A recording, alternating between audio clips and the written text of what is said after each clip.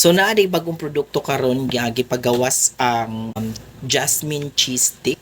Kini siya jasmine cheese stick kan sa una mao ni siya ni karon na sila bagong gipagawas gitawag nila ni og jasmine brownie stick. So kini siyang jasmine cheese stick. I know most of our customers in 7-Eleven kay nakatilaw na ani lami man jud ni siya and ma-feel jud nimo siya nga na cheese and makabusog pud siya. So far kung mag-travel recommended ni siya. Okay, mabusog jud ka. Based on my own experience, kani siya kay 70 grams man siya. So ipakita na ko sa inyo bag-o nila karon. Jasmine gihapon siya, pero ang iyahang bag-o is brownie stick. So di na siya cheese stick. Brownie siya.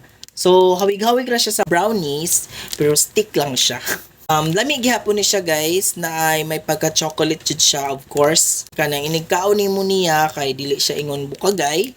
Kuan siya kanang may pagka-sticky siya. This is 60 grams. Yan. So worth it na ni siya kay this is 29 pesos.